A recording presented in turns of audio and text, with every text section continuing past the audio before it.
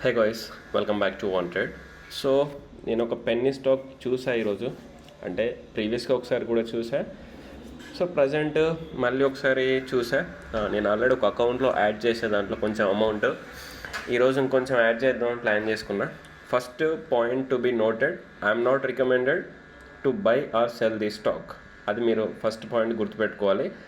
The stock name is Ashapuri Gold ornaments.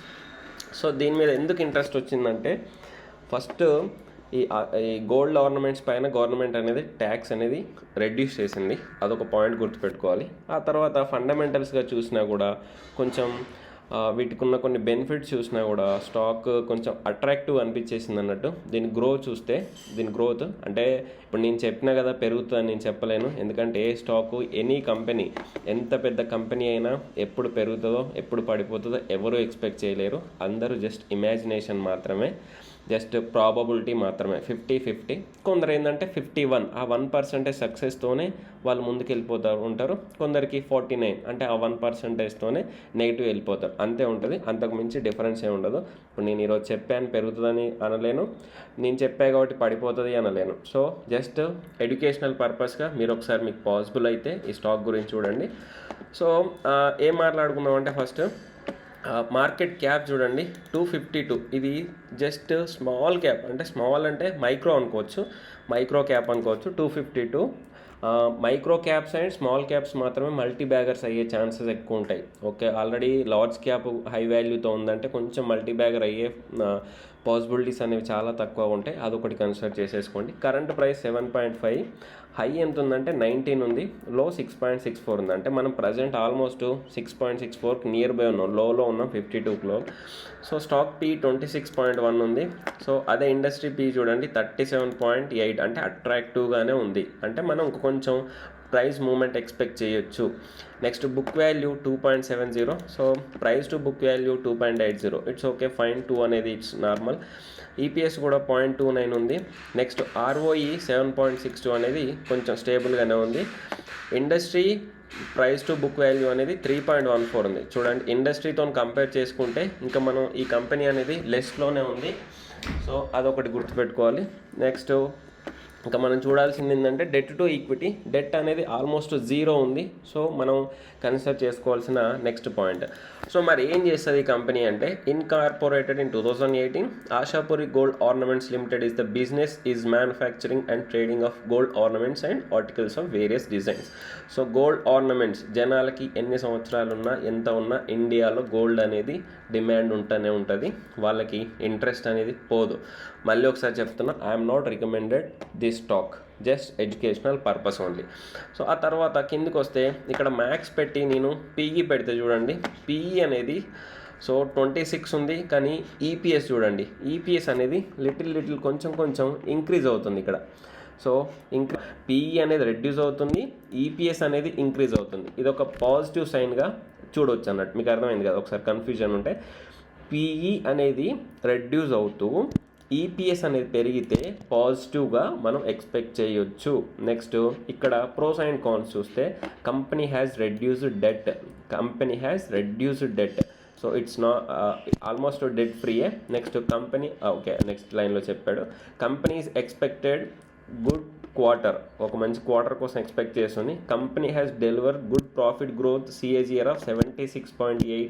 అంటే ఇది మామూలు విషయం కాదు, దట్ టు 5 years నుంచి ఇస్తుంది అన్నట్టు. నెక్స్ట్ కాన్స్ అనేది, stock trading 2.77 times it's book value. అంతగా కన్సిడర్ చేసుకోవాల్సిన అవసరం లేదు.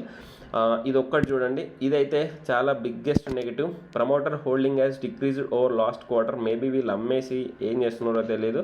కంపెనీ హ్యాస్ లో రిటర్న్ ఆన్ ఈక్విటీ, ఇదొకటి కూడా చాలా తక్కువనే ఉంది. డెబ్టార్ డేస్ హ్యాస్ ఇంక్రీజ్డ్. సో ఇది కొన్ని కాన్స్ ఉన్నాయి, ప్రోస్ ఉన్నాయి, అందుకే కొంచెం రిస్కీ స్టాక్ ఇది. ఓకే, ఇస్తే రిటర్న్స్ మంచిగా ఇచ్చే ఛాన్స్ ఉంటుంది, లేదా పోయే ఛాన్స్ ఉంటుంది. అదొకటి గుర్తుపెట్టుకోవాలి. మీకు తెలుసు కదా పెన్నీ స్టాక్ ఇన్వెస్ట్మెంట్ ఎలా చేయాలి, మన యూట్యూబ్ ఛానల్లో ఉంటుంది వీడియో, ఒకసారి చూడండి. పెన్నీ స్టాక్స్ మన మెయిన్ పోర్ట్ఫోలియోని ఇట్ షుడ్ నాట్ ఎఫెక్ట్ అన్నట్టు. మన పోర్ట్ఫోలియోని ఎఫెక్ట్ అవ్వకూడదు పెన్నీ స్టాక్. దాని కొరకే సపరేట్ అకౌంట్ ఓపెన్ చేసేసుకోవాలి అని చెప్పా. ఒకసారి వీడియో చూడండి. సో ఇక్కడ సేల్స్ చూడండి, 2013తో చూస్తే చూడండి 41, 60, 88, 56, 37 160 వరకు వచ్చేసింది. అంటే 4 times పెరిగింది ఎక్కడ సేల్స్ అనేది ఇంక్రిమెంట్. నెక్స్ట్ దాంతో పాటు మనకు కావాల్సింది ఆపరేటింగ్ ప్రాఫిట్ మార్జిన్ చూడండి 1111. సో ప్రజెంట్ 6% వచ్చేసింది. ఆ తర్వాత ఇంకేం వచ్చేసినాయి, ఈపీఎస్ చూడండి. ఈపీఎస్ కొంచెం ఫస్ట్లో డౌన్ అయింది, ఆ తర్వాత మళ్ళీ ఇంక్రీజ్ అవుతుంది.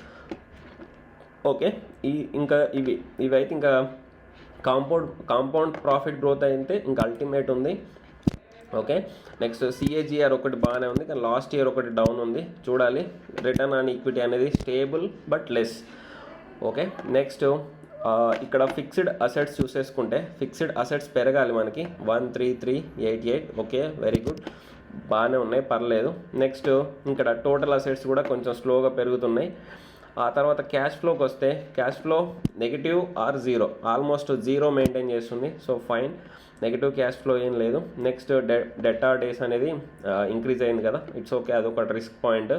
ఇక్కడ ప్రమోటర్స్ ఒక్కటి 62 నుంచి వాళ్ళు 48 రెడ్యూస్ చేసుకున్నారు. అదైనా ఇక్కడ పెంచేసుకున్నారు ఈ క్వార్టర్లో, ఈ ఇయర్లో పెంచారు, ఈ ఇయర్లో రెడ్యూస్ చేశారు. మేబీ చూద్దాం నెక్స్ట్ ఏమైద్దో.